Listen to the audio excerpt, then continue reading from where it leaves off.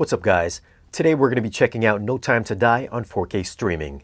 This isn't a video on how entertaining or thought-provoking the movie is. I'll just be sharing some of my thoughts on the audio and the video quality. Now for this video I used the Apple TV to stream the movie on. If you've got a different streaming device then it could very well look different than the Apple TV. Now let's go over a few tech specs. The movie was shot on 35, 65mm and IMAX. It's got a 4K DI. It's rated PG-13. Runtime is 163 minutes, and the aspect ratio is 239:1. So there are black letterbox bars with no IMAX shots, at least not in the stream. Maybe there will be for the physical disc, so we'll have to wait and see. And the audio is in Dolby Atmos. So this sounded exactly the same as it did when I saw it in my local theater. There wasn't too much overhead activity except for a handful of scenes. There's the explosion around the 13-minute mark that's got this in-your-head swirling sound effect that circles around the top speakers. And there's also a chopper flyover that moves from top left to top right at about an hour 50 minutes in. At 49 minutes, there's a couple parts where you hear Bond and Paloma's voice playing in the top channels that's supposed to make it seem like you've got an earpiece in. It's another one of those that's supposed to sound like it's in your head. And it sounded exactly the same as I heard in the theater, which is to say I felt the volume seemed unnaturally loud. And that's it for the real discrete dynamically moving effects. But there is some musical extension towards the end of the movie and some decent underwater immersion in this particular scene. If I had to give it a number, I'd have to say it's about 96% of the audio that was static, so it played more like a 7-channel mix. Even during the big car shootout, there was nothing happening up top, and it was the same for most of the big action parts. For bass response, I thought it was on the lighter side, but it was also light at my local theater, so I'll be curious to see if the response gets more aggressive on the physical release.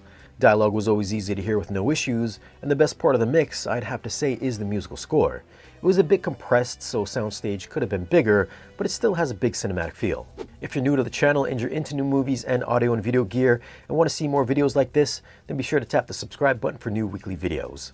This movie was shot on film, so you can expect a fair amount of grain. I felt it was a light to medium layer, but the compression due to it being a stream did keep the grain structure soft and inconsistent. So there are times I'm sure the image would have been tighter with a better rendering of fine detail. But as it is, detail and clarity aren't 4K crisp, but does have a softish filmic appearance. Huh. Yeah. Now I personally didn't see this movie in IMAX, but you could tell which shots were shot with the IMAX cameras because the film grain was less noticeable and details were cleaner and sharper with some very fine nuance. I also felt that the framing of the IMAX scenes didn't make me wonder how much different the movie would have been if they included the full frame, so I didn't feel like I was missing anything like I did when I was watching Dune on HBO Max. The color palette has a mixture of cool nighttime tones with warmer daytime tones, and the HDR does make this an overall bright transfer. Specular highlights from sunlight and lens flares have some excellent sparkle, and the explosions are gonna have you squinting. Black levels were decent with a little muddiness that I attribute to it being a stream, but I did notice good shadow detail. Overall, it is one of the best looking Bond films out there, and for it being a stream, I'd have to give it an 8.8. There's no doubt the physical release is going to be better looking with a more refined image and better grain structure, but it's a bright transfer, has that big cinematic feel, and will look great on your 4K display. For audio, I'm going to go with an 8. If this was a straight 7-channel mix, it'd be a standout with a good lower channel activity and a thunderous musical score, but it's an Atmos mix without much immersiveness in the biggest action parts, and the bass response could have had more impact. I think if you haven't seen the movie yet and you are a Bond fan, then this movie is definitely worth a rental, but if you have waited this long, you'd be better served to wait a little bit longer and just picking this movie up on disc. So what are your thoughts on No Time to Die on 4K streaming? Have you seen it, and where do you think this ranks in the Craig Bond series? Leave a comment down below and let us know.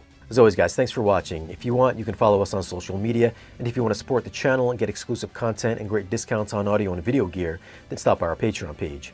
Be sure to like, share, and subscribe, and we'll see you again in the next video.